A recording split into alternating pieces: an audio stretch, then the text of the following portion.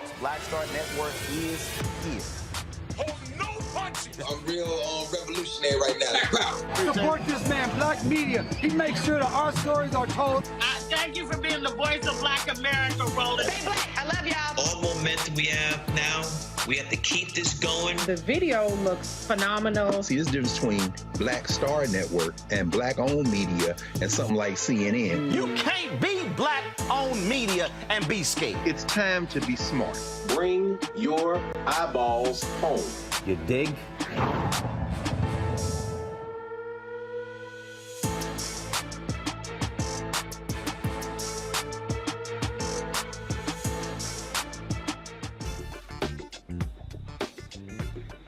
Today is Wednesday, September 7, 2022. Coming up on Roland Martin Unfiltered, streaming live on the Black Star Network. We are here in New Orleans, where moments ago we announced a major partnership with the Gulf Coast Athletic Conference. We'll talk with the commissioner, also talk with one of the ADs, as well as the CEO of Urban Edge Network about this partnership with Urban Edge Network, Black Star Network, and the GCAC. It is a conversation you do not want to miss. Also, the EPA Administrator, Michael Regan, he is in Jackson, Mississippi, where they're still involved in the water crisis. We'll talk with him live on the show. A black woman in Michigan tries to deposit a check from a casino, but the bank refuses to accept the check, then takes the check from her. We'll talk with her attorney. And a black woman in South Carolina in prison for 4 years for her involvement in protests in 2020. We'll talk with her attorney as well. And President Barack Obama and First Lady Michelle Obama return to the White House today for the official unveiling of their portraits, which didn't happen under that idiot Donald Trump.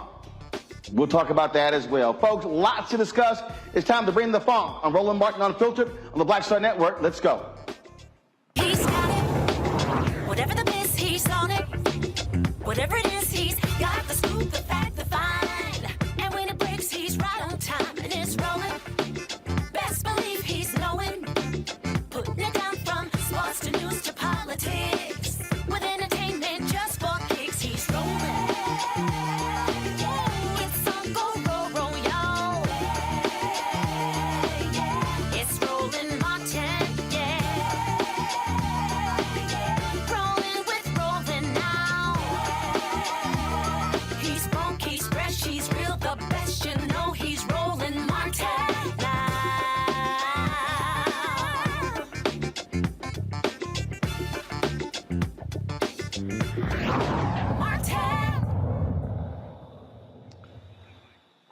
I told y'all big things were happening, and today we announced it here in New Orleans, where today the Gulf Coast Athletic Conference announced a media rights partnership with Urban Edge Network and Black Star Network.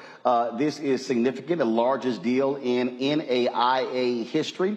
It is a multi-year deal that will drive significant resources to these HBCU programs. 8 schools make up the Gulf Coast Athletic Conference. And us right now is Kiki Barnes. She is the commissioner of the GCAC. Glad to have you here. So good to see you. For folks who don't realize, we've been working on this really for the past 60 days. We first met at the UNCF Summit in June in Atlanta, officially pitched this to the presidents at Essence Festival, and here we are 60 days later back in New Orleans with this announcement. Feels good.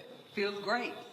I feel like I should have probably had a Drake. What, champagne or something? Yeah, we turned up. This is great. I got you. Now, for the folks who don't know, tell them about the Gulf Coast Athletic Conference. So the Gulf Coast Athletic Conference is a conference comprised of 8 HBCUs, Dillon University, Fisk University, Philander Smith, Oakwood College, Russ College, Tougaloo College, and Wiley College.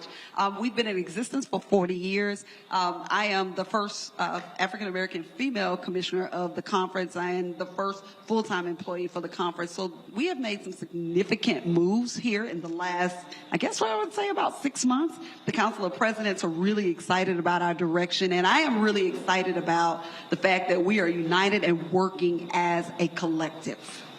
Well, that is important because the reality is, if you're talking about NAIA schools, we're not talking about, large institutions. So the reality is the ability to be able to move as a collective allows for us in terms of being able to, frankly, when selling the conference, now to sell all 8 schools, the campuses, the alumni, the cities that they're located in to achieve the kind of scale that we think we can reach. Absolutely. And I would say that our alumni, our student athletes, like, we are vast. We're all over. And when you think about HBCUs, a lot of our alumni are in cities like Chicago.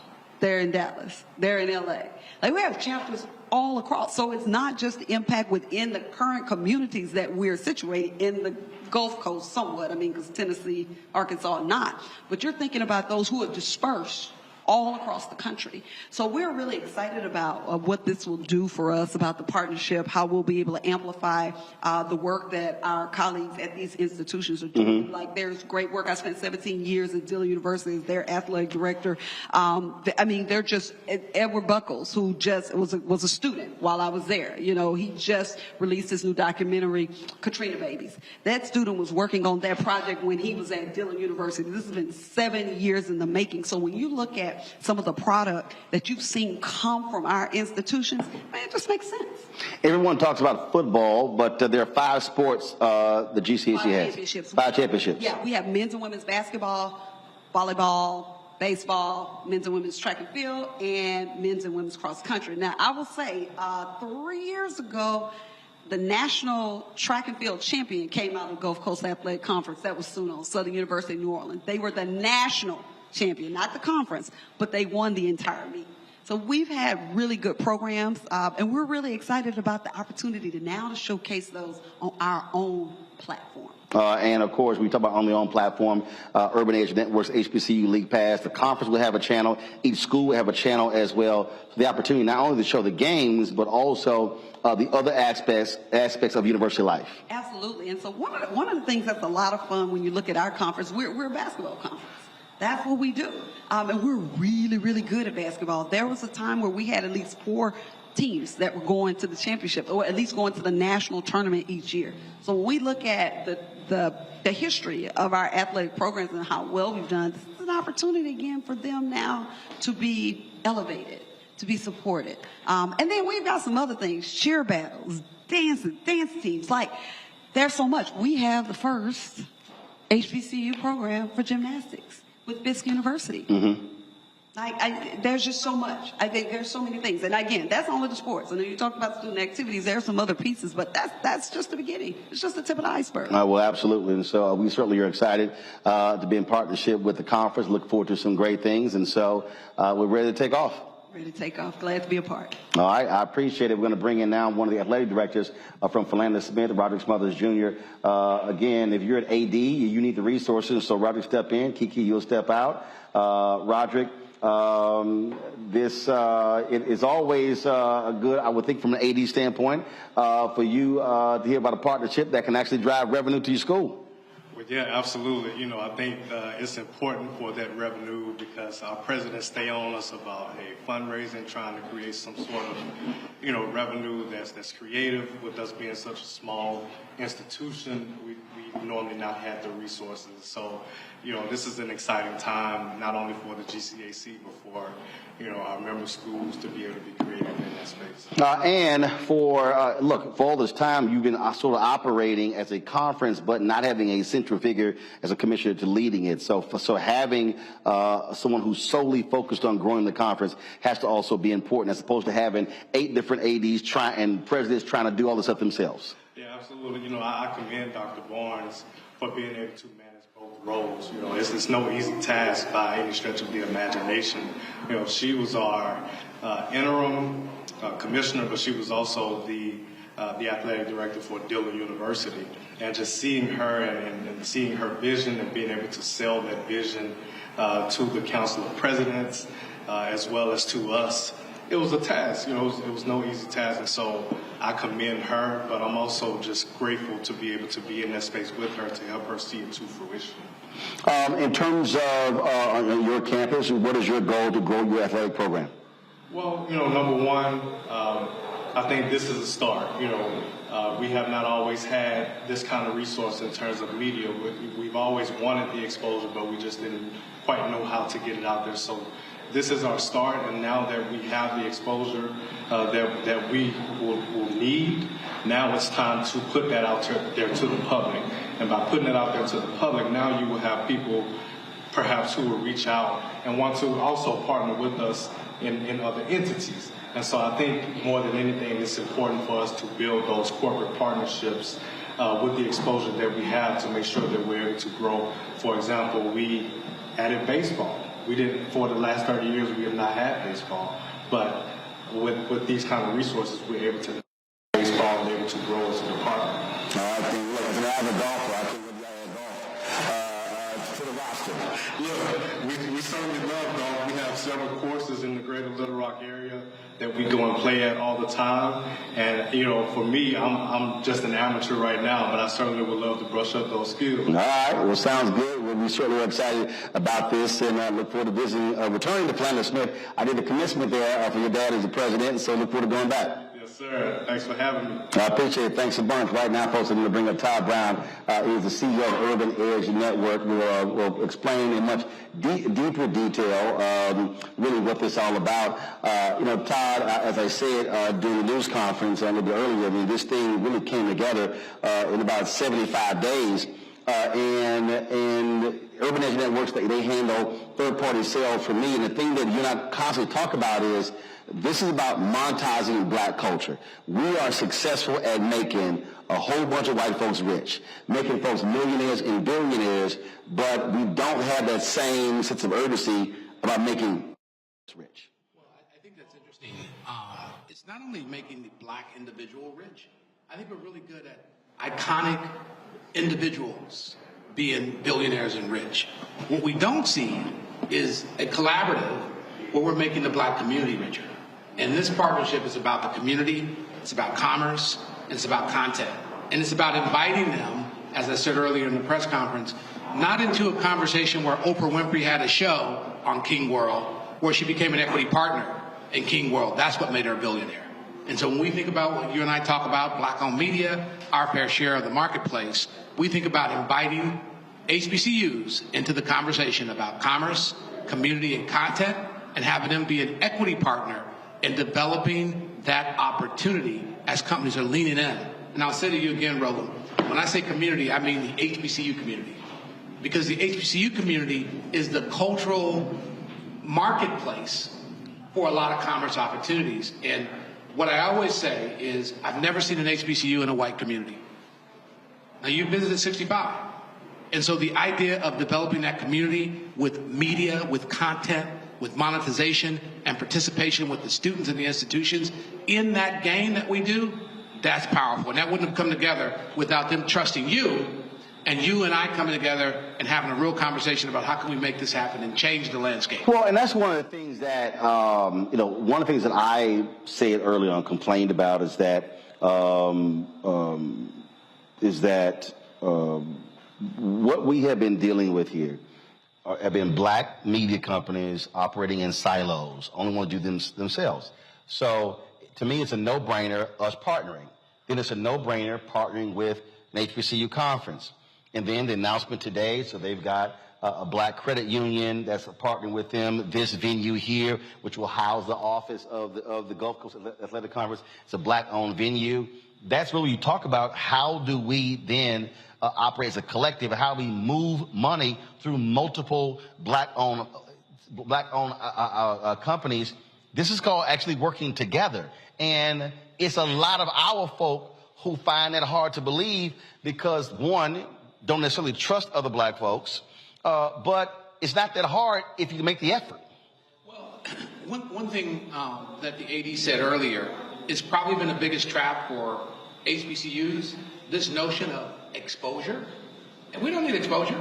We need a monetization opportunity for the content that we so freely give to everyone else.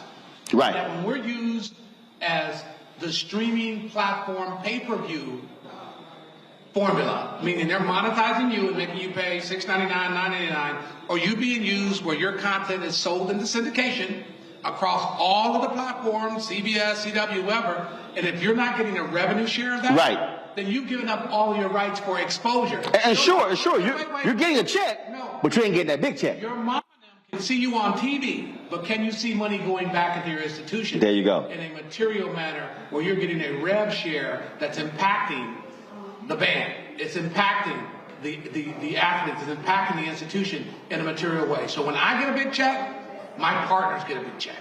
And that's how Oprah changed the conversation from being someone on the King World platform to being an iconic billionaire of her participation. And that's a different model than exposure. Right, and that's the thing. Folks always try to get you on that exposure piece. And if you look at what's happening with social media apps, again, we're driving all of this content, making other folks richer. We're making Instagram richer, Facebook richer. I remember there was one banking institution. We were bidding for this deal, and it was like, oh, they came back and said, oh, well, why should we buy Roland's show? If we're already buying YouTube, we could just give more money to YouTube. Oh, so you want to bypass the black-owned media company to give more money to the company that's valued at $1 trillion. Yeah, but I think, Roland, that's almost too hard to understand. So if you're black famous on a white platform, that's not the same as becoming a content owner who's monetizing your. Actually, Ty, we're gonna do this here. So I'm gonna take a break here because I got folks who are saying our audio is off. So we're gonna go to break. I need y'all to fix the audio. So then we're gonna come right back. Okay. So let's go to a break. We'll come back and get the audio straight. Okay. So we're live in New Orleans. We're talking about the partnership, Urban Edge Network, Black Star Network. We announced today with the Gulf Coast Athletic Conference. We'll finish our conversation on the flip side right here on the Black Star Network. When we invest in ourselves, our glow, our vision, our vibe, we all shine. Together, we are black beyond measure. Can you believe the nerve of these Republicans? They only want to block progress for our community. They talk about cutting Medicare and Social Security. They played politics with veterans' health care. They voted against the George Floyd Justice and Policing Act and funding for our HBCUs, and against lowering prescription drug costs for our seniors. These Republicans keep trying hard to stand in the way, but President Biden, Vice President Harris, and Democrats won't let them. They are delivering for us. The Democratic National Committee is responsible for the content of this. When we invest in ourselves, we all shine. Together, we are black beyond measure. Hatred on the streets, a horrific scene, a white nationalist rally that descended into deadly violence. White people are losing their damn minds. As an angry pro-Trump mob storms the U.S. Capitol, we've seen shooting. We're about to see the rise of what I call white minority resistance. We have seen white folks in this country who simply cannot tolerate black folks voting. I think what we're seeing is the inevitable result of violent denial. This is part of American history. Every time that people of color have made progress, whether real or symbolic, there has been what Carol Anderson at Emory University calls white rage as a backlash. This is the rise of the Proud Boys and the Boogaloo Boys. America, there's going to be more of this. Here's all the Proud Boys, guys. This country is getting increasingly racist in its behaviors and its attitudes because of the fear of white people. The fear that they're taking our jobs, they're taking our resources, they're taking our women. This is white fear.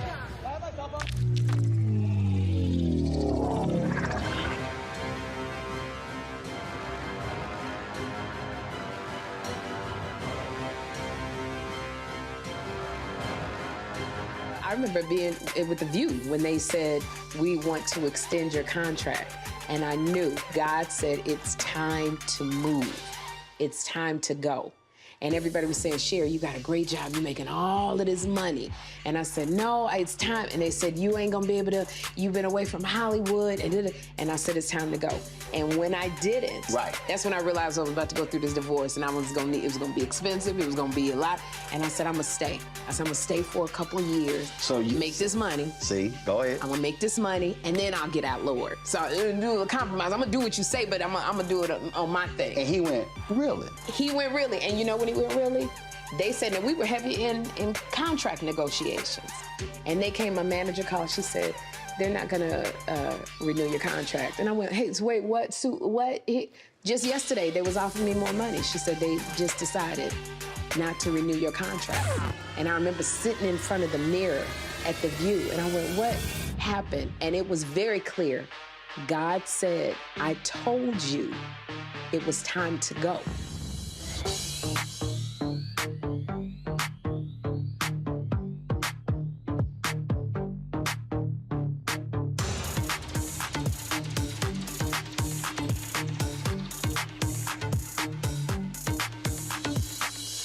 Pull up a chair, take your seat. The Black Tape with me, Dr. Greg Carr, here on the Black Star Network. Every week, we'll take a deeper dive into the world we're living in. Join the conversation only on the Black Star Network. When you talk about blackness and what happens in black culture, we're about covering these things that matter to us, speaking to our issues and concerns. This is a genuine people-powered movement. There's a lot of stuff that we're not getting. You get it, and you spread the word. We wish to plead our own cause. Too long have others spoken for us. We cannot tell our own story if we can't pay for it. This is about covering us. Invest in black-owned media. Your dollars matter. We don't have to keep asking them to cover our stuff. So please support us in what we do, folks. We want to hit 2,000 people, $50 this month, raise $100,000. We're behind 100,000, so we want to hit that. Y'all money makes this possible. Check some money orders. Go to P.O. Box 57196, Washington, D.C. 20037-0196. The Cash App is $RM Unfiltered. PayPal is R Martin Unfiltered. Venmo is RM Unfiltered. Zelle is Roland at RolandSMartin.com.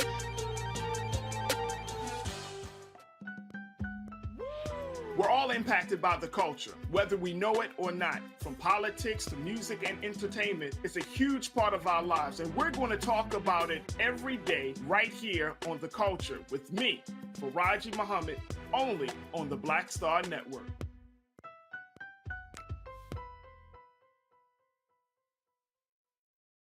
Hatred on the streets, a horrific scene, a white nationalist rally that descended into deadly violence. White people are losing their damn minds. As an angry pro-Trump mob storms the U.S. Capitol, we've seen shooting. We're about to see the rise of what I call white minority resistance. We have seen white folks in this country who simply cannot tolerate black folks voting. I think what we're seeing is the inevitable result of violent denial. This is part of American history. Every time that people of color have made progress, whether real or symbolic, there has been what Carol Anderson at Emory University calls white rage as a backlash. This is the rise of the Proud Boys and the Boogaloo Boys. America, there's going to be more of this. Here's all the Proud Boys, guys. This country is getting increasingly racist in its behaviors and its attitudes because of the fear of white people. The fear that they're taking our jobs, they're taking our resources, they're taking our women. This is white fear.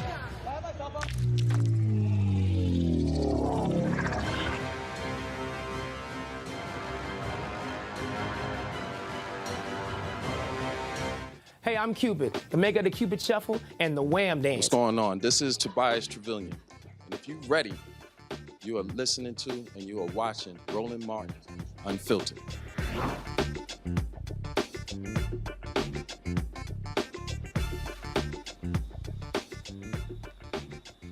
All right, folks, welcome back to New Orleans, where earlier today, Urban Edge Network, Black Star Network, announced a media rights partnership with the Gulf Coast Athletic Conference made up of 8 HBCUs. Todd Brown is the CEO of Urban Edge Network. Todd, we were talking about, again, what we're dealing with here. And the reality is this, and I've talked about this on my show numerous times, and it's just being honest. Our HBCUs are operating at a deficit in having a conversation in which many of the folks who are negotiating these deals are not equipped for. They are not, frankly, they're signing bad deals with various companies. And so what you're trying to do in Urban Edge Network, what I'm trying to do is to get our folks to understand, if you're going to sign media rights deals, hire people who know how to negotiate these deals to maximize the value for the institutions, as opposed to just giving away our content, players not getting paid, and frankly, our universities looking like trash because they don't have the dollars. Well, there's a couple things there, Roland, and I think what you said is important. What we're doing at Urban Edge Network is cutting the HBCUs in on the deal. Now, what does that mean? If you have a rights deal and you're not seeing an improvement in the economics of your students, of your athletes, of your institutions, but you win the press conference, that's not a good deal for the individuals within the school. I think there's a lot of opportunity out here for us to cut HBCUs in on the deal. And I say this often. Most majority folks, meaning white folks, can name 3 HBCUs. Most black folks can name 6. But when you bring an HBCU to the conversation, it connotes a lot of commerce opportunity. However, most HBCUs have no idea what a media rights deal should look like. And they think when they see the Big Ten deal, even though it was negotiated by a black man, they don't see themselves in that commerce cycle. I'm challenging HBCUs to get in the game as a material player in monetizing the black culture. And that means all student activities, the history back, and the things that are happening forward in those communities where they live and being cut in on the deal. It's also trying to get our folks to understand that what the internet has done, it has democratized this system. It used to be, look, you worked for a major media company. I was at CNN. Everything was about broadcast networks and linear. Well, guess what? Now with digital, I got 4K cameras right here. We've got 8K cameras out here. We can look as good or better than these networks as well, and they have billions of dollars. And so guess what? If you're at home, it's not a question of, oh, it's just so different if it's on ESPN Plus, or if it's on a Hulu, or if it's on Peacock, or if it's on Netflix. Guess what? I got the Black Star Network app, this HBCU League Pass app. You pull that sucker up, you're looking at content on your television, on your phone, on your iPad, and looks just as good. So we need to also get out of this notion of white validation where we're not legitimate if we're not seen on Fox Sports app or ESPN's app. Well, you said a couple things there, and I keep saying that you say a couple things because a lot of things you say are loaded. Okay, when you say that you're on a platform like a Netflix or a Hulu or ESPN Plus, you're paying for view. When you're on HBCU League Pass Plus, it's free. You're on Black Star Network, it's free. Advertising supports those video on demand live streams. And what's different about that is the advertising community has hundreds of billions of dollars annually that black-owned media companies are now in the game.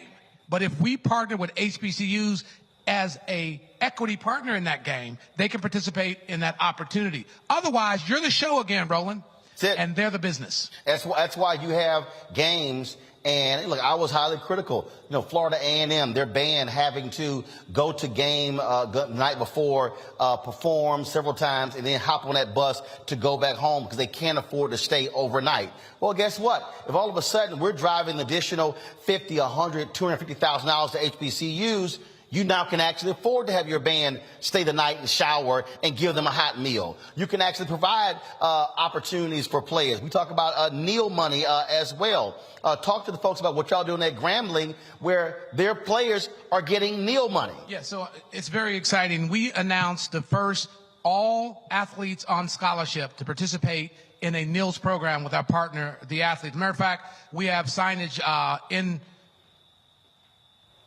Times Square right now with our brands sitting and talking about those relationships. And what that means is that if I cut a deal for a couple $100,000 with an advertiser to run ads for 8-10 weeks, then I'm cutting them in on the deal.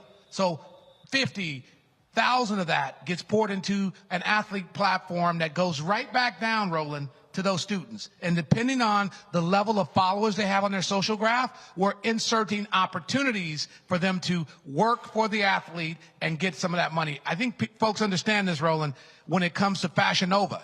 They know the models on Instagram and Fashion Nova, when they advertise for Fashion Nova, they get some percentage of the deal. We believe that the student athlete who is largely driving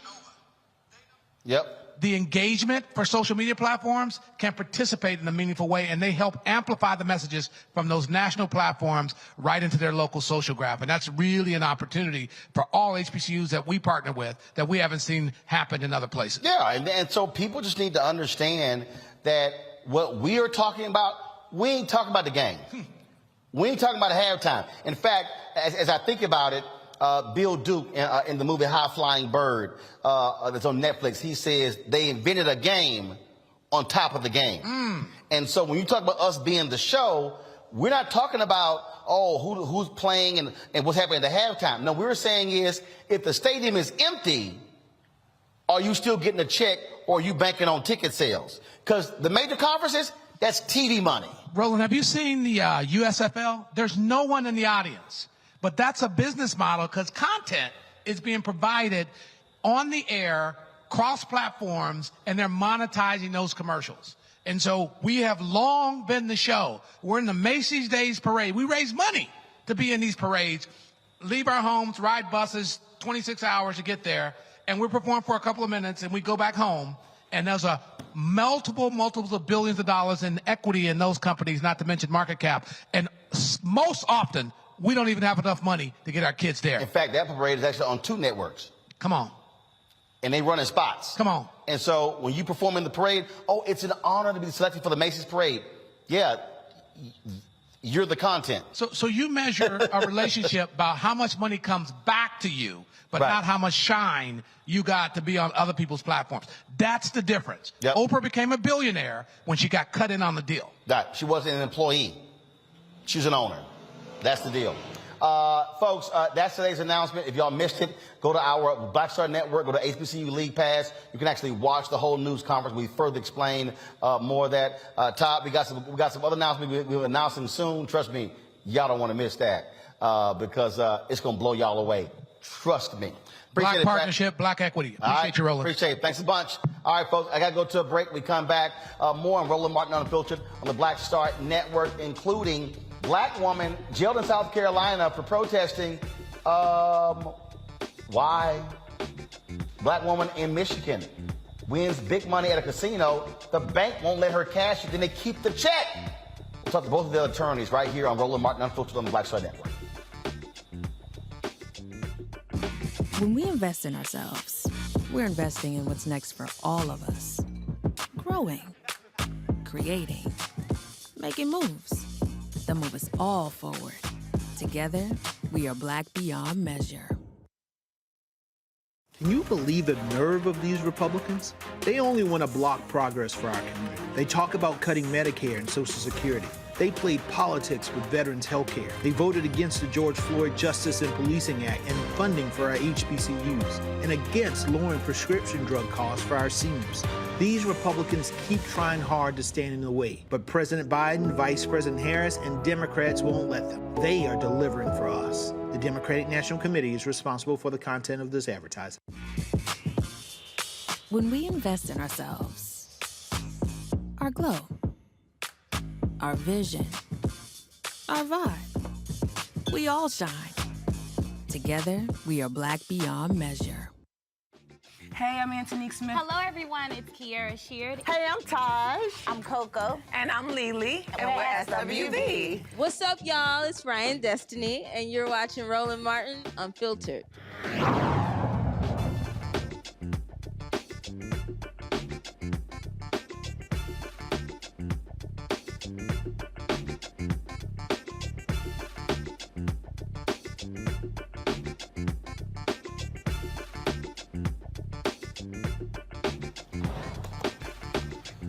All right, folks, welcome back to Roland Martin Unfiltered. Bringing in my panelists for today, Dr. Larry J. Walker, Assistant Professor, University of Central Florida, Dr. Avis Jones, DeWeaver, Political Analyst. Glad to have both of you on today's show. Larry, I'll start with you. The thing here, what we're laying out here, we're talking about black economics. We're talking about black economic social justice. And it is the time for people to understand, as Todd said, enough of us being the show. There's a business part of show business. And too often, African Americans, we only focus on the show and not the business part. Yeah. So first of all, Roland, congratulations on the new partnership. Excited about it. I'm a proud HBCU alum and obviously do a lot of work on HBCUs. But you highlighted, it was really interesting listening to a conversation about monetizing, in terms of what HBCUs produce and making sure HBCUs at the table. And what's really interesting in conversation is that you really don't typically have these conversations in the Black community, not enough anyway. Wow. So what you're talking about and describing this new initiative, like you said, making sure they're partners and they're getting equity in the deal and that they're making money in terms of monetizing the product. I think also the example about the Macy's Day Parade and raising all this money and showing up. But the bottom line is you're not getting a piece of the pie. So what you've done is you begin to change the game. And also I'm hoping in terms of other HBCUs can kind of replicate what you've created here, or I'm quite sure you'll add more HBCUs. But I think this is a really pivotal moment in terms of where our institutions are and realizing that, you talked about America loves to consume Black culture, and HBCUs are at the center of that. And we know since VP Harris was elected and is a Howard alum that, people outside the Black community find out about HBCUs. But it's time that our institutions, small, medium, and large size, have the opportunity to be partners at the table, like your partnership, build wealth, and also in terms of educating students about initiatives like this and how to build Black wealth, and also, like say, share the pie in the community and continue to do the good things and make sure students have access to resources.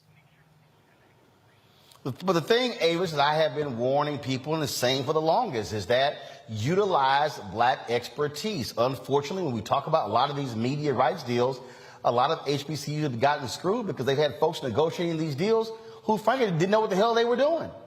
And there are too many university presidents and university board of trustees who don't know what the hell they're doing. And I'm like, there's Black talent out here who knows how to negotiate high-level deals.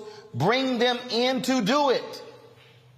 Absolutely. I mean, I think oftentimes, unfortunately, sometimes we're just overexcited and too excited to be invited to the damn party, and we're not paying attention to the damn details.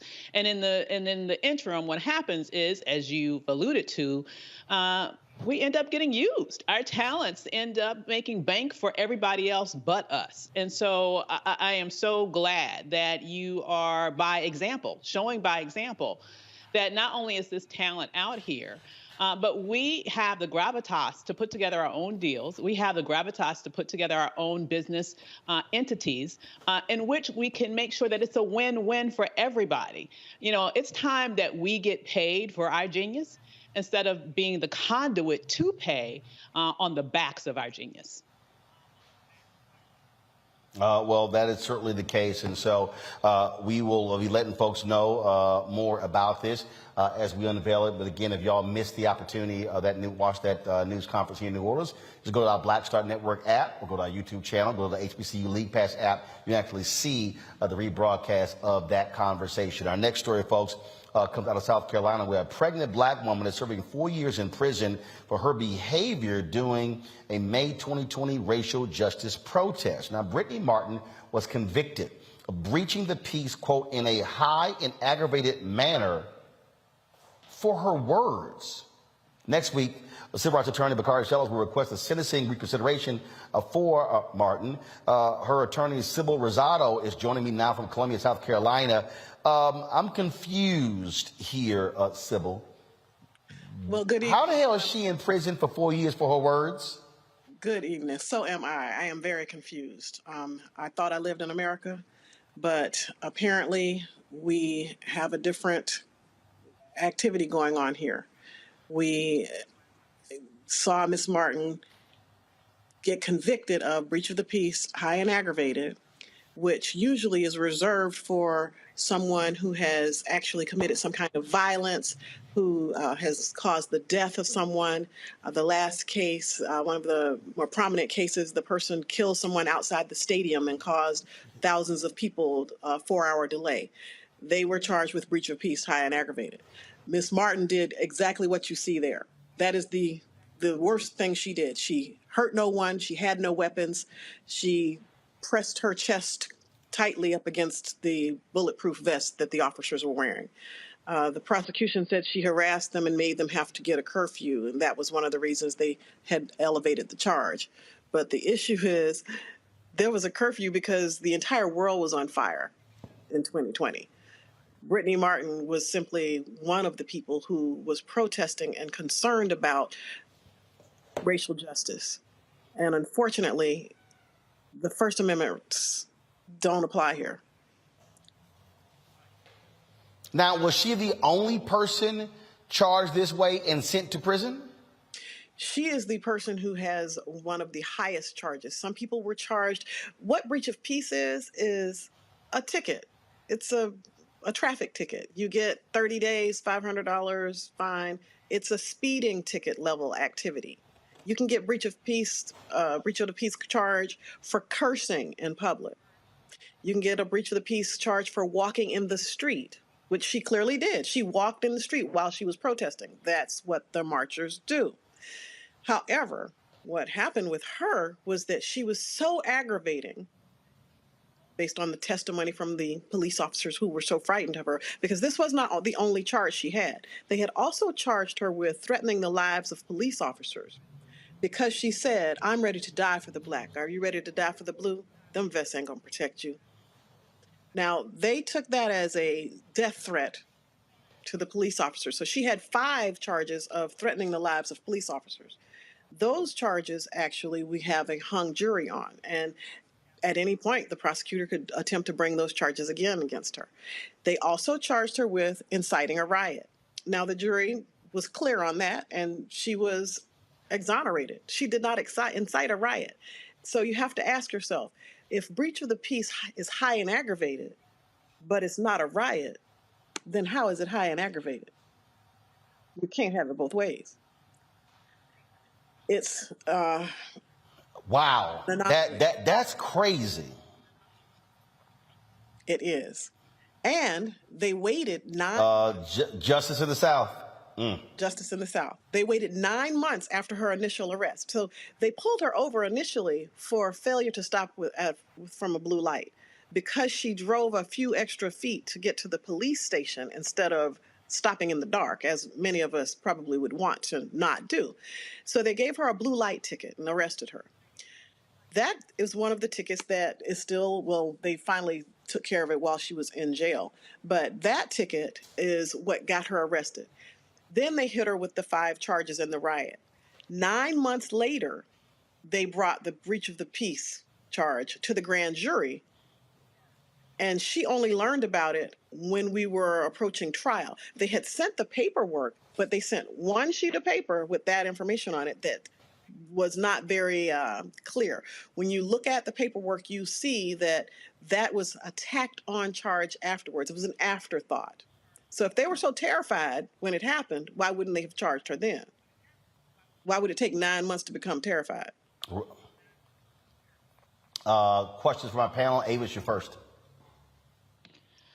Oh my goodness. I don't even know where to start with this one because it's so outrageous. I mean, I'll just start, I guess, by just saying that if you are that scared, if you're that much of a coward, that words reduces you to this level of cowardice, you do not need to be a police officer, number one. Number two, I guess my question to you is, given all that has happened to her, do you believe that this is not about her at all? It seems like to me this really is about using her as an example to everyone else to try to make a statement to suppress any sorts of protests that Black people do. I noticed that people can apparently go all throughout the damn, halls of Congress and they leave alive and nothing happens to them. But, do you think that really the issue is bigger than her? And if so, it's what really can we do not only to help her at this point, but to save the rights of people who want to protest injustice? Right. And that's what I say all the time. People are like, oh, well, Brittany, she was boisterous. Well, that's not against the law. And this isn't about Brittany Martin. Brittany Martin is a political prisoner. Brittany Martin is an idea. The idea is that we were told that we all have a right to free speech. Brittany Martin exercised her right to free speech. She did not cause a riot. She did not cause a fray. She did not engage in any violence. She didn't carry a weapon. Nobody got hurt. But she went to jail for 4 years because she spoke. That is absolutely a political act and a message to all of the people who might be interested in protesting ever. And that's why I keep telling people this is bigger than just Miss Martin. Because if you decide you want to protest abortion rights, abortion, pro-choice, etc., you go out and you protest. Depending on who's looking at you in South Carolina, you could get up to 10 years because he could have given her 10 years. Because the way the statute reads in South Carolina, when it's elevated to breach of the peace, high and aggravated, the judge gets carte blanche and he just gives you whatever he wants. It's not statutorily regulated. Usually it's 30 days, $500 when it's just regular breach of the peace. It's actually a statute. There's no mandate of how long you're supposed to get for breach of the peace, high and aggravated. There's no definition for it. So it's whatever somebody thinks is high and aggravated. And that was part of the problem with defending this. There are no elements to the crime. So I had to define it based on breach with a high and aggravated assault. And that is what I tried to show the jury, that when you have a high and aggravated assault, somebody has been hurt, some weapon has been used, but they would not let me discuss that because we were talking about breach of the peace. Wow. So yes, this is a political suppression. Larry. Yeah, so this is, this story is a similar song that we've had to deal with the last several decades when it comes to members of the civil rights movement, right? This is old tactic that they've made anew, so to speak. Yeah. Now, one of the things I want to talk about is concerned is she's pregnant. Is that right? And, yes, I've read that she's lost weight. She's had some complications. And then we could talk about how, society's tried to police Black bodies recently, and particularly the bodies of Black women. Yeah. And I know there's some steps your legal team is taking right now to get her out. Can you talk a little bit more about that? The Honorable Bakari Sellers has joined our team, and he submitted a motion for reconsideration of the hearing. And so basically what he asked the judge was that, can you please change your mind about this? Because it was just your mind. Can you change it? And so that's what the motion that has gone forward does. If that is not successful, we'll be forced to go to an appeal, which could take years. When Ms. Martin delivers, her child will go to foster care. She already has children who are struggling and being taken care of by her sister and have no income. Her family has lost their home. I mean, everything you could possibly think of that would classify it as a disaster has occurred in this situation. This is a political disaster. She's been stripped of her rights. Her body is being controlled. The prison system in South Carolina has a rule where you are not allowed to have locks. You can have twists or braids, but not locks. So since Ms. Martin has locks, which is a part of her religious belief, they have locked her up in solitary repeatedly because she refuses to cut the locks. And they keep charging her with disobeying the orders of the staff and the officers in the jail, and putting her in solitary confinement, which is a violation of her Eighth Amendment rights, because as a pregnant woman, she should not be locked up 24/7. These are all problems that are political. I mean, this is Nelson Mandela on steroids in some ways, but people are not hearing it because no one got killed yet. But if her baby dies, then perhaps, I mean, and is that what has to happen? Does something awful have to happen for people to act? Because that's part of the problem. We become so reactionary. We're not proactive. And that doesn't work when you're trying to make sure this kind of stuff doesn't happen. Folks, that is certainly just strange. We'll certainly keep us abreast of what happens in this case. And as we always say, that sign above the Supreme Court doesn't apply equal justice under law. We know that is simply not the case when it comes to Black folks, especially in South Carolina. Sir. Thank you for having us. All right. Thank you so very much. All right, folks, got to go to a break in the second hour of Roland Martin Unfiltered on Black Star Network. We're going to talk to Michael Regan, the head of the EPA. He is in Jackson, Mississippi, where they continue to have their water crisis. We'll also talk with the attorney of a Black woman who won several $1,000s at a casino, took the check to a bank. The bank not only refused to deposit her money, they took her check from her.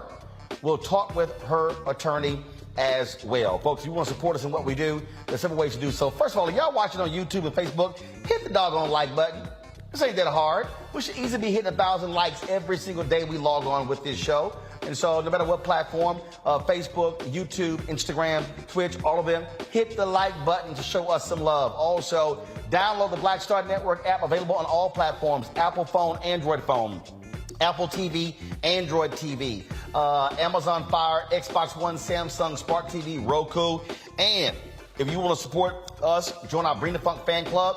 We got to raise $100,000 a month from our fans each month. That's 2,000 fans at $50 each. The goal is to get 20,000 fans in the course of a year, contributing on average $50 each. That's $4.19 a month, 13 cents a day.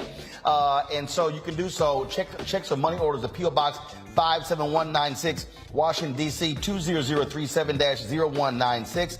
PayPal is R. Martin Unfiltered. Venmo, Cash App is RM Unfiltered. Venmo is RM Unfiltered, and Zelle is Roland at RolandSMartin.com. Roland at RolandMartinUnfiltered.com. Let's see here real quick. I'm just going to read off some of the folks who have contributed to us. Let's see here. Joseph Bergen, Linda White, Mike, Kathy Wood, Fatima Morgan, Charles Berry, Shelby Smither, Lee Williams, Rochelle Murray, Patricia Mason Robinson, Blaine Dickinson. Let's see here.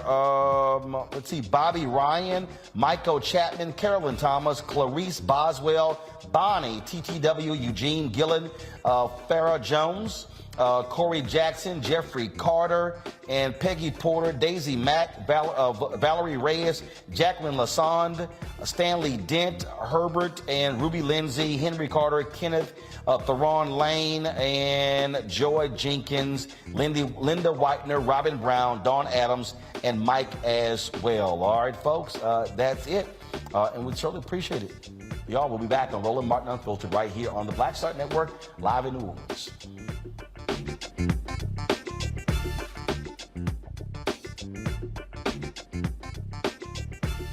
When we invest in ourselves, we all shine. Together, we are Black beyond measure. I remember being with The View when they said, we want to extend your contract. And I knew God said, it's time to move. It's time to go.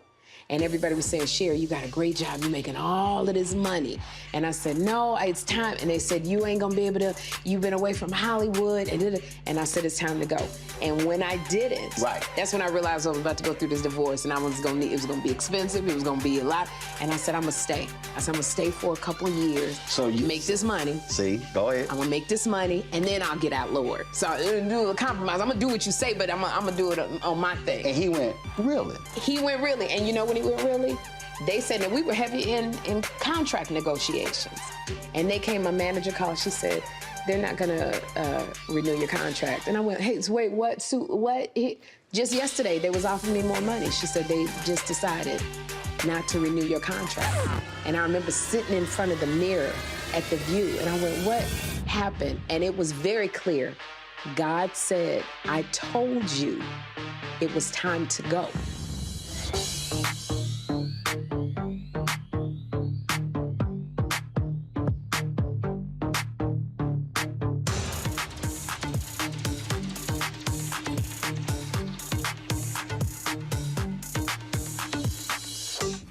When we invest in ourselves, we're investing in what's next for all of us. Growing, creating, making moves that move us all forward. Together, we are Black beyond measure. Don't you think it's time to get wealthy? I'm Deborah Owens, America's Wealth Coach, and my new show on the Black Star Network focuses on the things your financial advisor or bank isn't telling you. So watch Get Wealthy on the Black Star Network.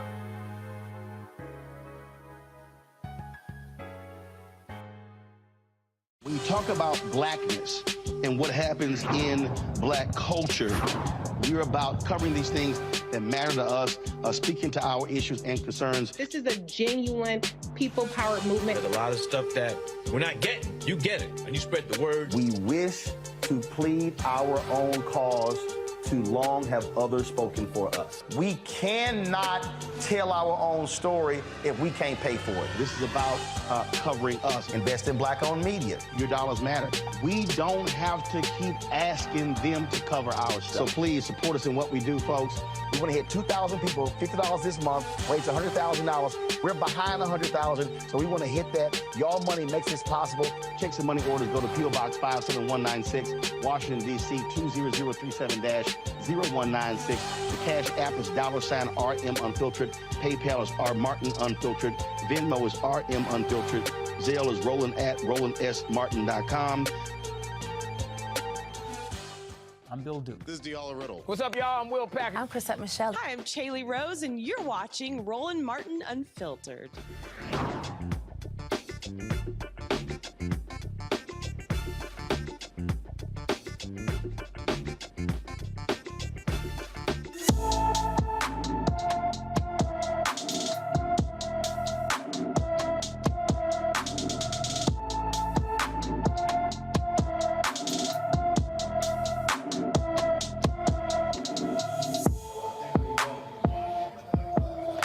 A $3,000 reward is being offered for any information about Crystal Chanel Anderson, who disappeared August 20th from her Wagner, South Carolina home. The 30-year-old is 5 feet 1 inches tall, weighs 120 pounds, with black hair and green eyes. Her family says Crystal and her boyfriend were arguing outside her home.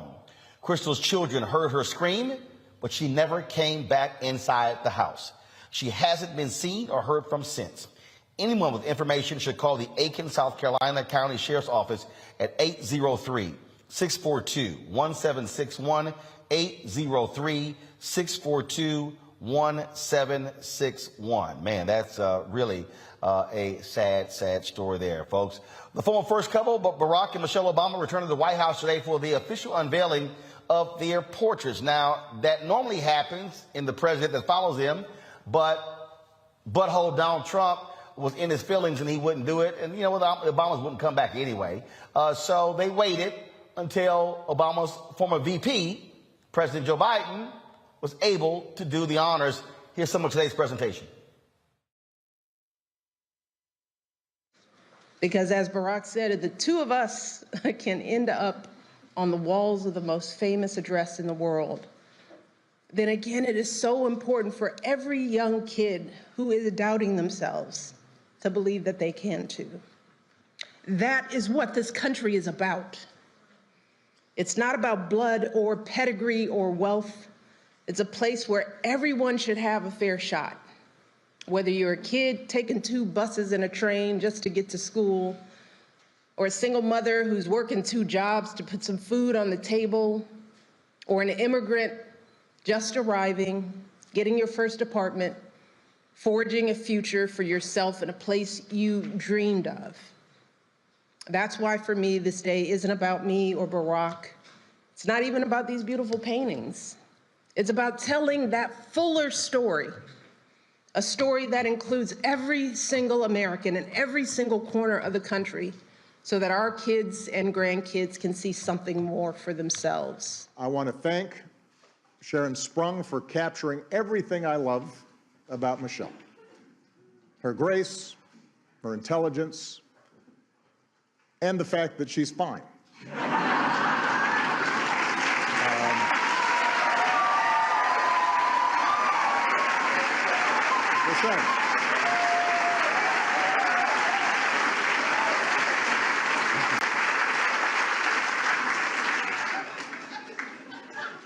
She is.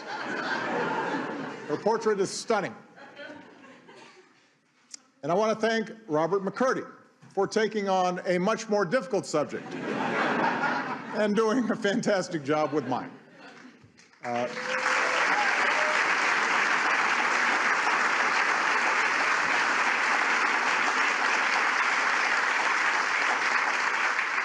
Robert is known for his paintings of public figures: Toni Morrison, the Dalai Lama, Nelson Mandela, Muhammad Ali. But what I love about Robert's work is that he paints people exactly the way they are, for better or worse. He captures every wrinkle on your face, every crease in your shirt. You'll note that he refused to hide any of my gray hairs, refused my request to make my ears smaller.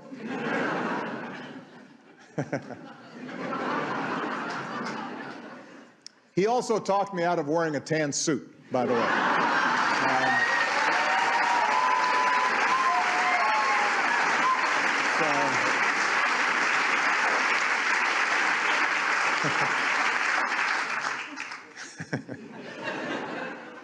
His work is so precise that at first glance it looks like a photograph. And Robert also paints his subjects looking straight ahead. So it feels like you're face to face, forming a connection. And that appealed to me, in part because presidents so often get airbrushed, even take on a mythical status, especially after you've gone, and people forget all the stuff they didn't like about you. But what you realize when you're sitting behind that desk, and what I want people to remember about Michelle and me, is that presidents and first ladies are human beings like everyone else. We have our gifts, we have our flaws, You've all experienced mine. We have good days and bad days. We feel the same joy and sadness, frustration and hope. And while it takes a certain amount of self-confidence to be president, there are nights where we lie awake, wondering if this or that decision was the right one.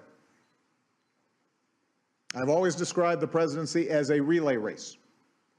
You take the baton from someone, you run your leg as hard and as well as you can, and then you hand it off to someone else, knowing that your work will be incomplete. The portraits hanging in the White House chronicle the runners in that race. Each of us tasked with trying to bring the country we love closer to its highest aspirations. And when future generations walk these halls and look up at these portraits, I hope they get a better, honest sense of who Michelle and I were.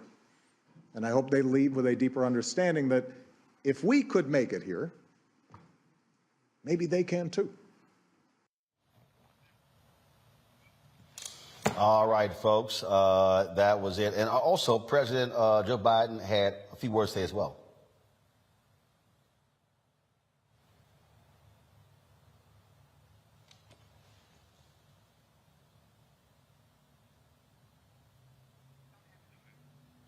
Okay, we should have Joe Biden.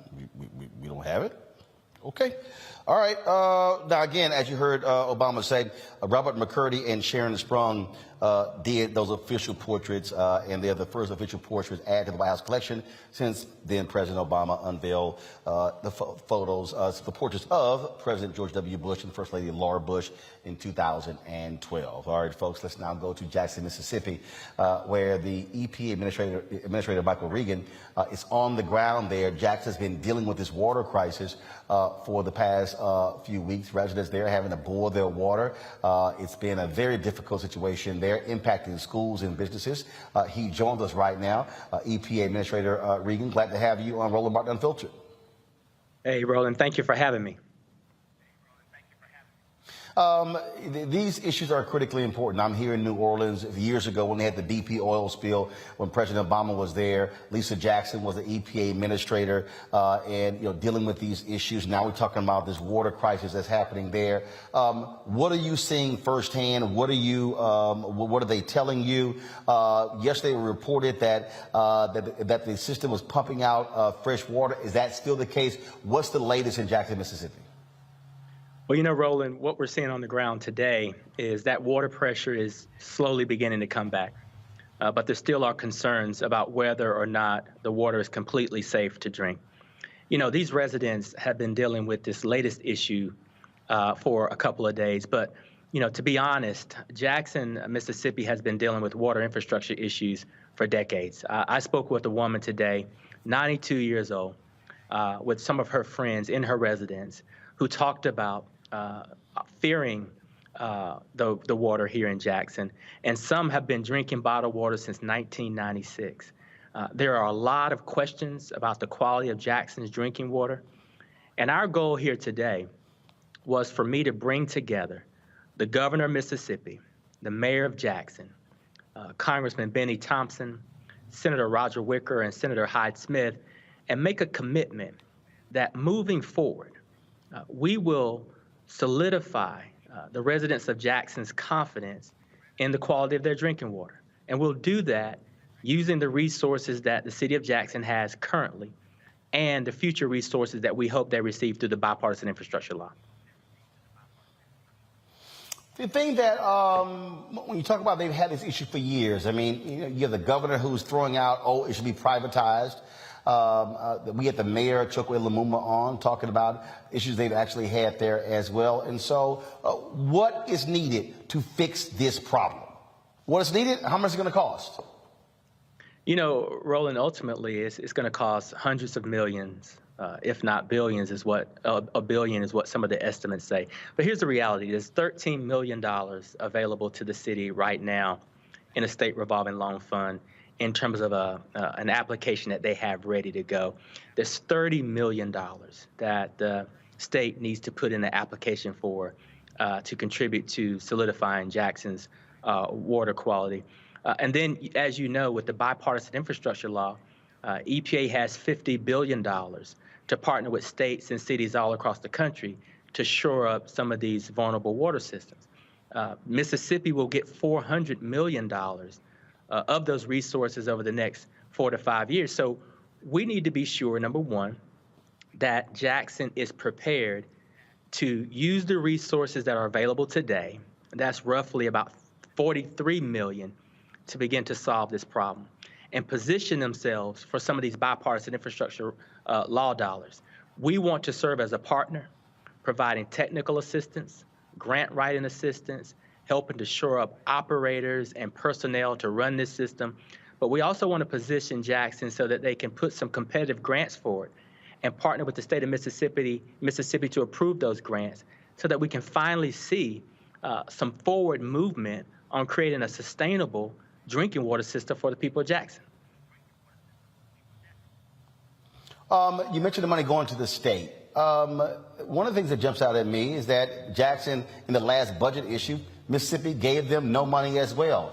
I was in Texas, and they were complaining the 5th anniversary of Hurricane Harvey, and billions went to Texas in relief. None of the money went to Harris County. Are there mechanisms in place where, frankly, if federal government is sending money, you can bypass state folks and send the money to the cities direct? Is that possible?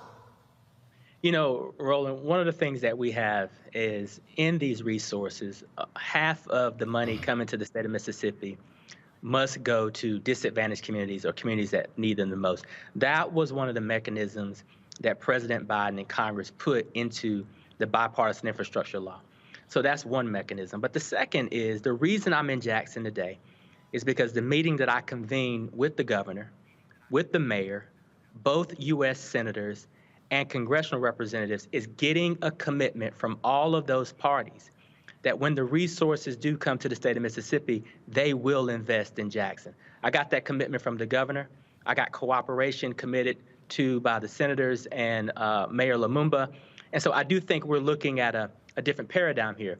But the reality is that EPA is going to have to continue to partner with governors and mayors all across the country to be sure that these resources flow to these communities that need it the most.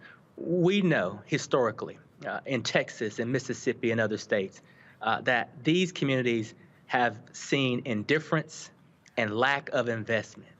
And one of the ways that we're going to ensure that that doesn't occur is ensuring that we get commitments from these governors and these mayors to work together and saying to these governors and mayors, if we don't see the resources steered towards the communities that we want to see, EPA will withhold those funds until we see the proper plans. And that's right there, I think, what has to happen there. It really is important. Look, the billions that were voted upon by Congress for infrastructure, I keep saying this, we've got to stop waiting in this country for stuff to fall apart to fix it. How about actually fixing it before things crash and have continuing maintenance? Because last I checked, that's actually cheaper as opposed to allowing it to get so bad, and then you got to do a complete blow up of the system. You're absolutely right, Roland. And listen, I think from a water infrastructure standpoint, why wait for it to fail before you invest is a great question, because we all know that economic development, a city's competitiveness, the ability to attract jobs is all predicated on whether you have good quality drinking water and electricity. So we know that these are anchor support systems for every community. What we hope to do in this process is not only rebuild the water infrastructure, but rebuild the economic vitality for cities like Jackson, and also rebuild trust along the way. You know, many states and cities across the country don't trust their government anymore. The governments have failed them in many respects. So part of the reason I'm here in Jackson is to reiterate to the governor and the mayor that they've got to put aside political differences, put aside the past, and work with the EPA to get these millions, these tens of millions of dollars to Jackson immediately so that people can see that the government's working and that their water quality is improved. EPA Administrator Michael Regan, we appreciate you for your work, but also being there on the ground in Jackson, Mississippi, to see firsthand what's happening there with the water issue that's been plaguing that city. Well, thank you, Roland, for having me. And you'll notice in the back, Jackson State University was kind enough to host this meeting today. A historically Black college playing a central role in hosting a governor, a mayor, and U.S. Senate leaders and House leaders. I'm very proud of that, and we're going to get this done for the people of Jackson. Well, we actually are here in New Orleans last where you and I saw each other, where we announced a partnership with 8 HBCU schools. And so it is important for us to use these institutions and the great work that they do. And of course, you've been a graduate of one as well. It's great work being done there, and it's always important to showcase it. Absolutely. Absolutely. All right. Well, appreciate it. Thanks a lot. Thank you. All right, I'm going to bring my panel, Larry Walker, Avis Jones DeWeaver, and also Jason Nichols, University of Maryland, College Park. Glad to have all three of you here. So let me first, I'm going to deal with Jackson first, and then we're going to talk about the Obama portrait for a bit there. And what you heard him say there, Jason, I thought was so important. All right, Mississippi, y'all want to keep playing games? We're going to withhold the federal money. That's what you have to do to these red states who keep screwing these cities, saying, no, we're not going to send you the money and you send it elsewhere. If it's not going to where the need is, you're not going to get the money. No, I absolutely agree. I wish we saw more of Michael Regan generally. I think he needs to be a voice that's out there in general. And I definitely think that that's a good thing. My only issue is I heard Chokwe Lumumba basically say that it's going to take $2 billion, and he said $400 million. So I'm wondering where the rest of that money is going to come from, and if the state is going to withhold it. As we saw, they actually had, I think it was, they'd asked for $47 million after their first water crisis in 2021, and the state gave them $3 million. So even with the $400 million, and there are so many infrastructure projects that need to go on in the state of Mississippi, particularly in the Delta, where, they've always had water issues and sewage issues that need to be addressed. My question is, how much is actually going to get of that $400 million? Is it all going to go to Jackson? And then you got the fact that this is a $1 billion infrastructure project. So I'm wondering, is Tate Reeves going to still withhold resources from, the citizens of Jackson, who, as we know, are 80% Black and mostly Democratic? So I'm still a little worried, even though he gave a little bit of an assurance that they have a mechanism in order to get some of the money to Jackson. But I wonder if it's enough, and it's enough to really fix this problem. Well, one of the things that jumps out here, Avis, is that here you have Mississippi, the state, screwing over Jackson. Who sends the most money to Mississippi, to the state, in sales taxes? Jackson. Jackson. And so here you got, this is a perfect example of red state Republicans screwing over majority Black city and then saying, oh, well, y'all can't handle y'all business. Well, how about you stop screwing us over? That would be a nice start. But, honestly, that's how they do business and political business in Mississippi. And it's been that way since, I don't know, forever. But it is wonderful to see at least some movement, a little bit of movement in the right direction in terms of the pressure being asserted with regards to having strings attached to this money. The bottom line is that left to their own devices, the Republican infrastructure in Mississippi will continue to do what it's always done, which is divest instead of invest in the Black community in their state, which has led to a situation in which literally people's lives are in danger when we're talking about not having access to water, right? Clean water. And unfortunately, this is not an anomaly. We're seeing cities all across the nation. It's not just Jackson. It's not just Flint. It's cities all across the nation that tend to be majority Black cities that seem to have these huge ongoing infrastructure problems. As much as needs to be invested in the Mississippi, and it definitely needs to be invested there, the biggest challenge is that this is a nationwide problem, and we as a nation need to commit to the funds that are necessary to make sure that everyone has access to this basic source that we need in life, and that is clean water. Larry. Yeah, Roland. So this is, it's important that my colleague just talked about the communities that traditionally encounter these problems. And it's environmental racism. Let's just call it what it is. And it took decades to get to this situation in Jackson. And my colleague highlighted other Black jurisdictions throughout the United States. I commend the Biden administration for sending the commissioner down there to, get all the parties together and have an honest conversation about if we don't start utilizing the money, they don't start utilizing the money the way it should be used, particularly for these Black communities in Jackson and other places, other cities, jurisdictions in Mississippi, then we're going to cut off some of this funding. So that's great, but it's important, like Roland, what you do in terms of your show, that people who watch this understand it's going to take a long time to reverse decades of neglect. It's not just going to happen during the Biden administration, even if he gets a second term. It is going to take years to address this issue to prevent flooding in states and we talk about Black communities in Mississippi, where they talk about Texas, Louisiana, and these other Black jurisdictions throughout the United States. It's going to take time.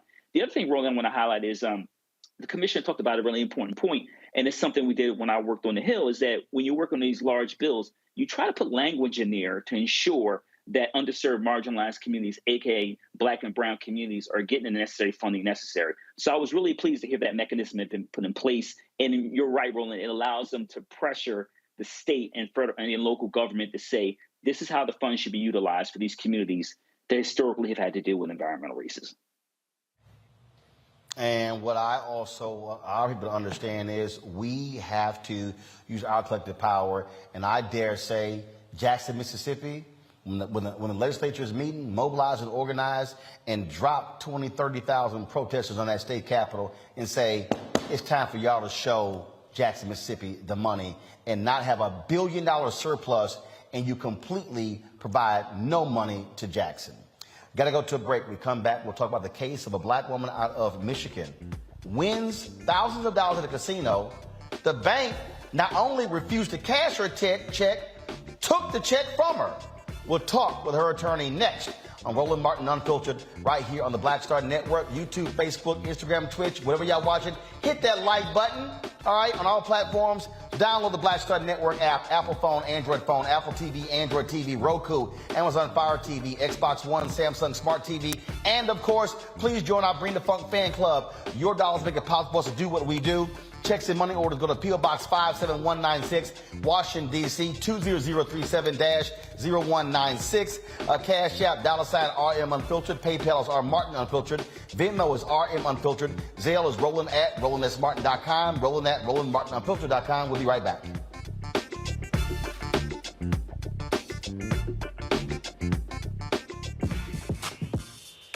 When we invest in ourselves, our glow, our vision, our vibe, we all shine. Together, we are Black beyond measure. Hatred on the streets, a horrific scene, a white nationalist rally that descended into deadly violence. White people are losing their damn minds. As an angry pro-Trump mob storms the U.S. Capitol, we've seen shooting. We're about to see the rise of what I call white minority resistance. We have seen white folks in this country who simply cannot tolerate Black folks voting. I think what we're seeing is the inevitable result of violent denial. This is part of American history. Every time that people of color have made progress, whether real or symbolic, there has been what Carol Anderson at Emory University calls white rage as a backlash. This is the rise of the Proud Boys and the Boogaloo Boys. America, there's going to be more of this. Here's all the Proud Boys, guys. This country is getting increasingly racist in its behaviors and its attitudes because of the fear of white people. The fear that they're taking our jobs, they're taking our resources, they're taking our women. This is white fear.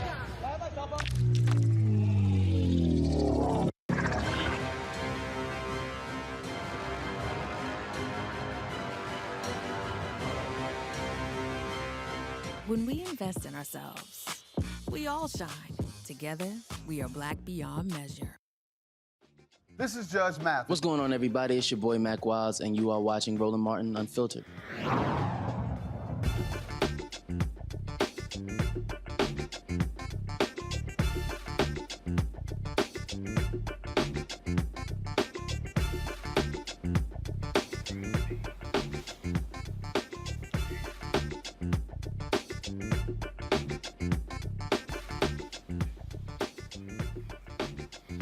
All right, y'all, a really, really, really strange story out of Michigan, okay? And so a Black retired Detroit woman is suing Fifth Third Bank after bank employees refused to deposit a check with the money she won from her casino winnings. Yeah, 71-year-old Lizzie Pugh was accused of trying to cash a fake check after hitting the jackpot at the Soaring Eagle Casino and Resort in Mount Pleasant, Michigan. Not only did the white bank employees accuse Pugh of peddling a fraudulent check, they then wouldn't give her the check back. Pugh said it was all because she is Black. Her attorney, Deborah Gordon, believes that as well. She joins us from Detroit. Deborah, glad to have you on Roland Martin Unfiltered. This is nuts. First of all, what did the check look like? It's not like she walked in with a big placard that you normally see for photo op checks. Okay, Lizzie Pugh had gone to a well-known casino in the Detroit metro, actually a little bit north Michigan area. It's called Soaring Eagle. There's ads all the time around here. We're all very familiar with it. She just hit the slots. She, was extremely excited and happy. She went to a bank in a suburb of Michigan called Livonia, and the treatment was not good from the moment she walked in the door.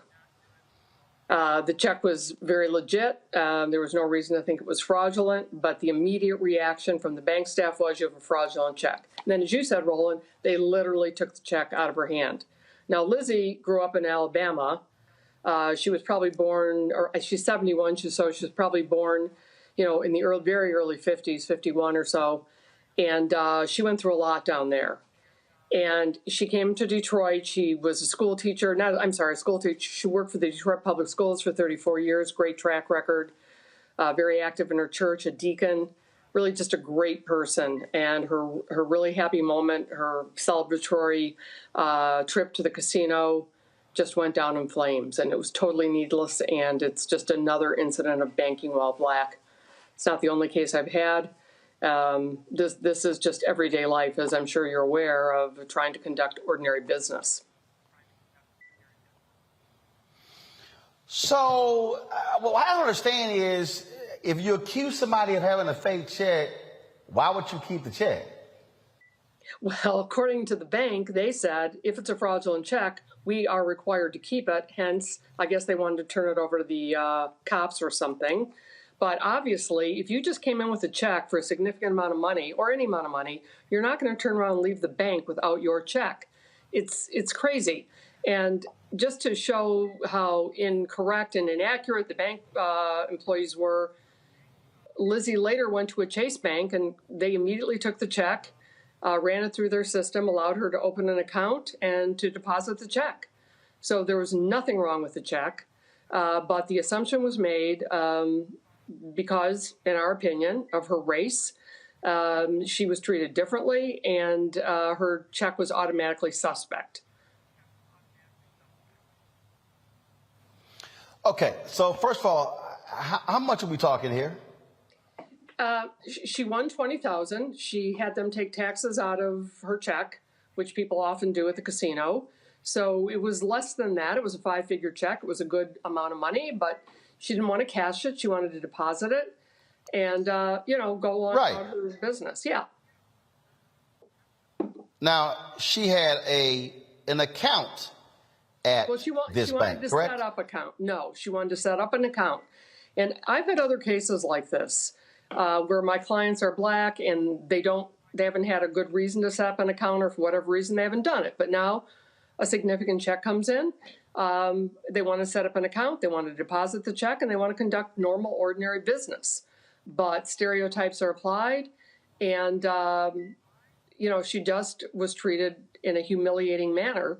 And she was in tears when she contacted my office. It brought back a lot of very old, unfortunate memories for her. Right. Here's the response from Fifth Third Bank. At Fifth Third, we are committed to fair and responsible banking and prohibit discrimination of any kind. Our employees are trained to help every person with their banking needs, customer or non-customer, while minimizing the risk of any potential fraud. From our review of the claims, we believe our employees' actions have been misinterpreted. That said, we regret Ms. Pugh has come away feeling mistreated after her interactions at our branch, as our employees' actions were consistent with our process and the dual goals of serving our customers while also preventing potential fraud that can victimize both the bank and our customers. So here's what I find to be interesting here with that statement, Deborah. I've opened bank accounts before. I've even had large checks where the bank would put a hold on that check for 7 to 10 days to confirm the authenticity of that check. So I'm trying to understand Fifth Third why that wasn't the case if she was simply trying to open an account. They could have simply said, we'll accept this check, but we're going to place a hold on it to ensure this is authentic. Absolutely. I mean, I think we've all had that experience where the banks want to put a hold on something. Sometimes it's irritating, usually just a couple of days and you move on. They didn't offer that, Roland. They did not offer it. From the moment Lizzie walked into that bank, she was not really acknowledged. She has a handicap sticker on her car. She was walking rather slowly. And she was overlooked, and she finally got somebody's attention. None of this was offered, like, hey, great, we're going to deposit this, we'll see what happens. An assumption was made. At one point, she called her son, and at another point, she called a friend from her church who's a lawyer, an attorney, and got some advice. She finally told them she was going to call 911. She was going to call the police if they would not give her back her check. And with that, she eventually was able to retrieve her check, and left the bank humiliated, very teary, contacted her niece, and between the two of them, they decided this was not going to stand. But, I've had other clients with similar experiences. I'm sure you've talked to many people in a similar situation. You go to rent a rental car, and your credit card is questioned or your check is questioned. I brought a large lawsuit on behalf of 5 or 6 people against a major rental car agency for exactly that kind of thing. It's this profiling. It's not just young black males. It's just people out there conducting everyday business who are being profiled and stereotyped. And Lizzie, unfortunately, became a victim of that. And she tells stories about what she remembers in the Jim Crow era in Alabama and how she felt then. And it all came flooding back. So it's a really unfortunate story. Fifth Third can say what they want. The check was not fraudulent, period, full stop. It's a very viable check from a very legitimate business. She was told 3 times it was fraudulent. With what basis? I see none. Again, this is just unbelievable. And so let us know what happens. Yeah, we'll see what happens. But in the meantime, Lizzie's decided to take up the cudgel at age 71 and not stand by for it. So extremely, proud and happy to represent her, and that she's willing to take this on. And we appreciate your interest in our case. All right. Thanks a bunch, and let us know what happens. Thank you. Will do. It's amazing, Avis. Oh, my God. It's banking while black. It's walking while black. It's driving while black. It's going to school while black.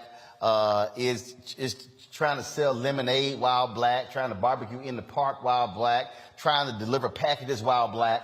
I mean, this is the thing that white folks in America don't fully understand. I saw a poll where these white Republicans believe that that racism against whites is greater or equal than it is for African Americans. And I keep saying, white folks get to go to the bank and just open up bank accounts. They get to walk around, shop, and drive. It is hell to be black in America.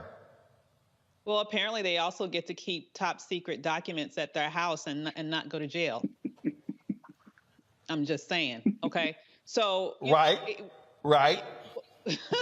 So, what is so infuriating to me, and you're exactly right, the examples are endless in terms of the indignities and the discrimination that we have to deal with from our youngest children to our most precious elders. And that's the part of this that really pisses me off, that this is a 70-plus-year-old woman who has worked hard all her life, and she has to deal with this indignity from these idiots at this bank. I just hope that her attorney makes them pay every dime possible. And also, I really want to know why those people who treated her in this way still have a job. Because the fact that she was able to leave that bank and go to a competitor and open up a bank account there means that if for no other reason to get them fired, they just lost that bank. That bank just lost them business that they could have been making money off of. So it's really interesting to me that the higher ups at that bank have chosen to, in essence, stand behind the actions of the racists that they have employed, rather than to even act in their own business interest. It shows you the degree to which racism is not only alive and well in this country, it is completely proliferating the country in all spheres and among all groups of African Americans. It's maddening, Jason, that we have to deal with this constantly. And for the people who say, oh, well, if you're black and you're educated and you have a nice job, these things don't affect you. Actually, they do. If you go back more than a decade ago, the issue of racial profiling actually came up because middle and upper class black people were being stopped on the New Jersey Turnpike for driving nice cars. Yeah. So your money does not somehow, money doesn't somehow remove you from feeling the realities of being black in America. Yeah, no, I'll raise you and talk about healthcare discrimination, where they've actually proven that black people, regardless of income or insurance status, receive worse healthcare. And so I think we've seen that, even people who make good money and have education, sometimes that will not save you from blackness. Now, I looked up the demographics of Livonia, which I believe they said Livonia, in Michigan, and it's 92% white and 3.4% black. And you had a woman from Detroit, which is a overwhelmingly black city. So you will be hard pressed to convince me that race had nothing to do with this, and that this was not the perception of a black woman coming in from Detroit trying to cash a check in a city that is largely white. And of course, they didn't want to serve her when she came in. They didn't pay her attention. They didn't ask if she needed help. This is something that I think most of us have experienced at some point in our lives, even when we have money to spend. So I think that this is another example. And, you reminded me, Roland, of a skit that Larry Wilmore used to do, which was black people can't do nothing. You can't ride a bike, you can't drive a car, you can't do anything. And he would bring up a lot of these cases where it's just someone who had worked hard as a person in the school system, and was 71 years old, won some money, wanted to open a bank account, which is what most Americans should want and should do in order to take care of their money. And the bank discriminates against them. So anybody who thinks that discrimination is over with, you can look at a case like this. And anybody who thinks Jim Crow was a long time ago, just remember that this woman is old enough, even though she's a young woman, she's old enough to have experienced it firsthand. And a lot hasn't changed. And we see that in cases like this. Indeed. Larry? I mean, black folks just can't even win money and celebrate, deposit the money and, do something with it. I mean, blackness is policed every step of the way. Talk about, how black women, in terms of the mortality rate related to pregnancy-related deaths, the infant mortality rate, discrimination as it relates to buying a home or trying to refinance your home. My colleague talked about health disparities, particularly like related to Black folks who've had COVID, who are more likely to go back into the hospital. These are the challenges we have to deal with on a daily basis, Roland. And this is why talking about these issues on your show is so important, because other platforms aren't talking about it. Black folks are still catching hell. And if we don't confront banks and other institutions, that it will be ongoing. My colleague was right. The people that work at that bank should be fired. But undoubtedly what happened is this lawsuit gets settled and they get a pass. But they shouldn't be working at the bank, any other bank, anywhere, period. And one of our elders shouldn't be treated like this, and no Black person should have to deal with the indignities of being accused of committing a crime when you didn't. She won. It's a moment. She should obviously super excited. Any of us would be winning money, any kind of money. And then she had to deal with the way those folks treated her. But like I said, we need to hold I'm glad she's suing the bank. Hope she gets every nickel and dime that possible. And the folks that treat her like that should be fired. Indeed. All right, folks, going to a break. We come back. A Black woman in New Orleans launches an app to help with mental illness. We'll talk to her next right here on Roland Martin Unfiltered on the Black Star Network. Please download our app. Available on all platforms: Apple phone, Android phone, Apple TV, Android TV, Amazon Fire TV, Xbox One, Samsung Smart TV, Roku. And of course, please join our Bring the Funk fan club. Your dollars are necessary for us to do the work that we are involved in, folks. Our goal is we need $100,000 this month, which is 2,000 of our fans contributing on average of $50 each. That comes out to $4.19 a month, 13 cents a day. Folks, you don't just get this show. You get Raji Muhammad's daily show. You get weekly shows from Deborah Owens, dealing with finance, balanced living with Jackie Hood Martin, Stephanie Humphrey, dealing with entrepreneur and tech, Greg Carr with history and culture. We've got 2 to 3 other shows in development. You got Roland with Roland. We got our great interview with Sherry Shepard that dropped yesterday. Folks, look, it's a whole lot you're getting for free. This doesn't cost you at all. We appreciate your support. Check and money order, P.O. Box 57196, Washington, D.C. 20037-0196. Cash App is $RM Unfiltered. PayPal is R Martin Unfiltered. Venmo is RM Unfiltered. Zelle, Roland at RolandSMartin.com. Roland at RolandMartinUnfiltered.com. We'll be right back.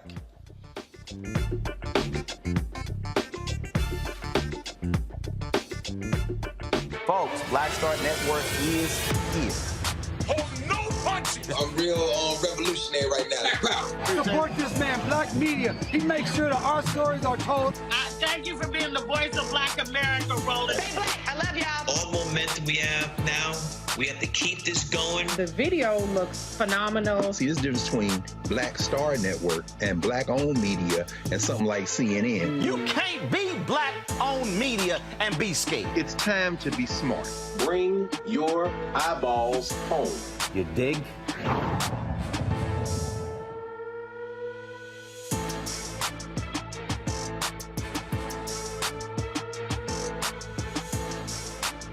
Hey, I'm Donnie Simpson. Hi, I'm Eric Nolan. I'm Shantae Moore. Hi, my name is LaToya Luckett, and you're watching Roland Martin Unfiltered.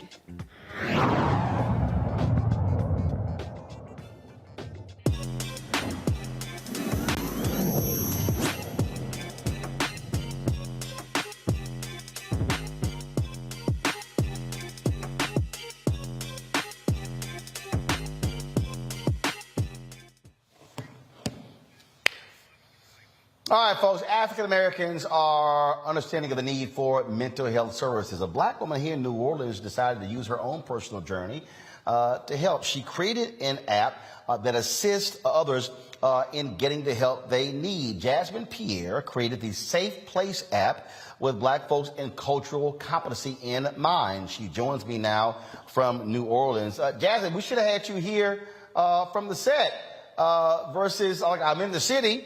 So first off, just talk about your journey that led you to say, you know what, I need to do this. I mean, was it that you couldn't find anything like this in the marketplace? Well, yeah, I really had a hard time finding the right resources. And especially just growing up in the 90s, as a child, there really wasn't any mental health resources that were like safe or just for us. So that left me with a lot of stigma. I didn't really believe that Black people could get mental health issues until I was an adult. So that was really scary to go through, and I've been hospitalized a few times because of it. And I just realized like we really need to talk about this, and we also just like really need the resources as well. So I just took it upon myself to like do the research and to create an app so we can have a place where not only we could talk about these issues, but also just feel safe and to have a place where we could find the right resources and connect to the right people. So, when you were out there looking, when you were dealing with your issues, were you talking to other people and trying to find something? And then, how did you then begin the process of building this app, creating this Safe Place app? Well, for the longest time, all I did was talk to God about it, because that's a very huge stigma in the Black community. We feel like we just need to pray everything away and that Jesus is the only answer. So for the longest time, I just had God in my faith. And once I saw that that wasn't all that I needed a whole lot more than that, I said to myself, well, even though mental illness is seen as a very stigmatized thing in society, it really is still an illness. It's a disability for a lot of people. And I shouldn't feel ashamed to have to need to see a therapist or just need a support group or something to make me feel better or to make me feel like I can get through the day. So I just really felt like even though I still had my faith in God, I really still just needed the services as well. So unfortunately, it took me until I was in the hospital after a suicide attempt to realize like I really, really need to talk to somebody about these issues. And so I started to get help for myself. And when did you launch the app? I launched the app in 2018. And so how has it gone thus far? How many downloads have you had? And how many people have been helped by Safe Place app? So as of right now, we have over 20,000 downloads. And well, we've helped a lot of people so far. And I hope that we continue to help even more people in the future, just helping them to connect to the right resources that they need. I don't think people realize just how big of a discrimination it is in the mental health field when it comes to finding the proper resources that are also culturally competent for the Black community, because we're not just dealing with mental illness, we're also dealing with the racism in the society, which can really impact our mental health. So that's another reason why I felt it was really important to create the Safe Place app, because we don't talk about how racism in the society impacts our mental health, and not being able to always connect to a therapist who understands that section of the society. Because, well, there's a lot of people that say in our community that therapy is just for white people. And I think one of the reasons that is because, well, you have to realize there's a lot of Black people who are like, how can somebody who doesn't look like me tell me how I'm going to navigate through this society? And I think it's really important to have more Black therapists and more people who are culturally competent in the mental health field, so that we don't have to have this huge barrier when it comes to finding the proper resources that we need.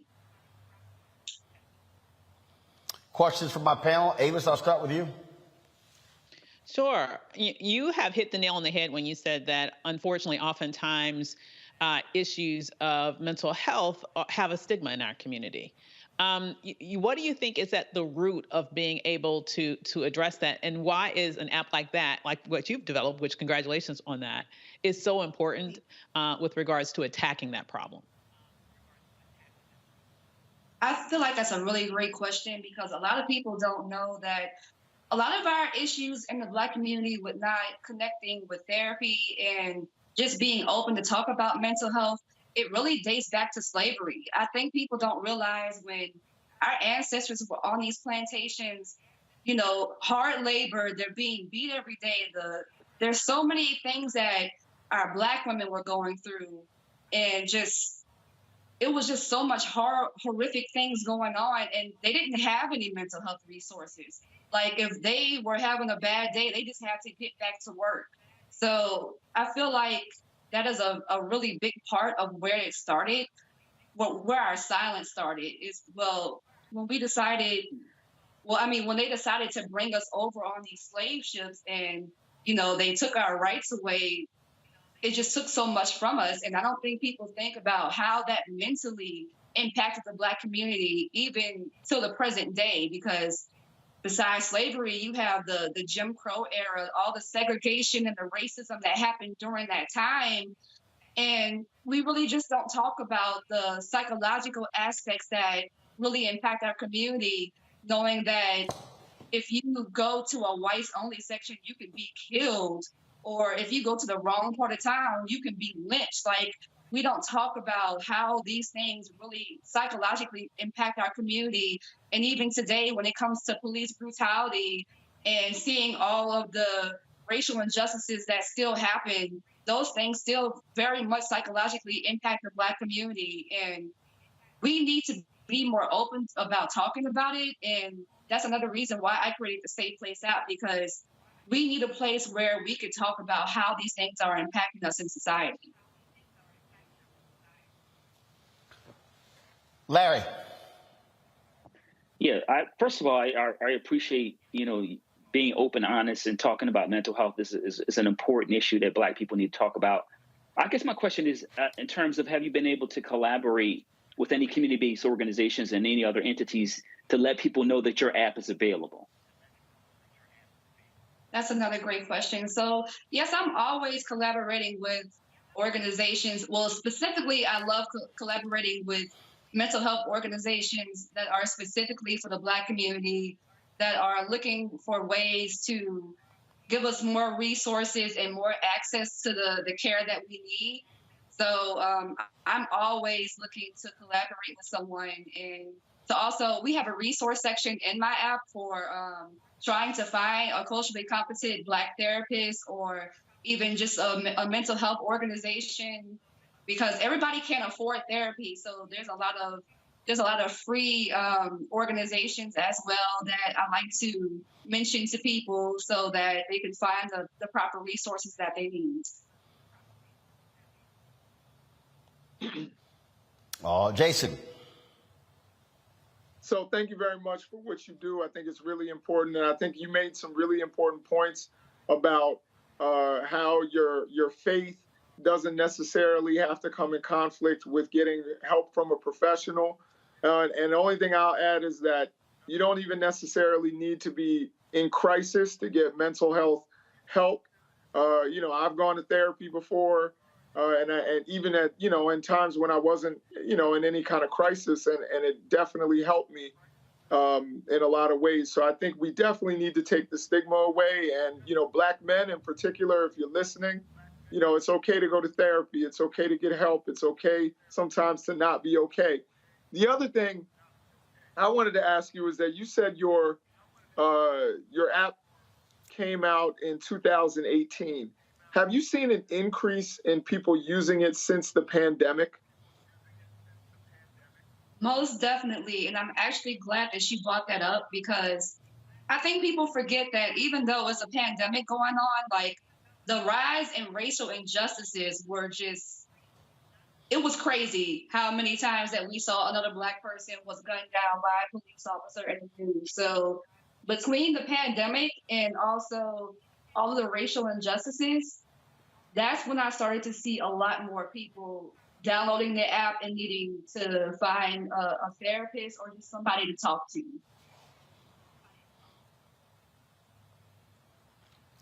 All right. The app is called Safe Place.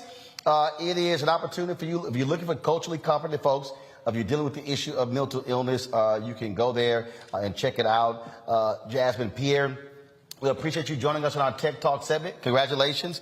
And I hope folks take advantage of it.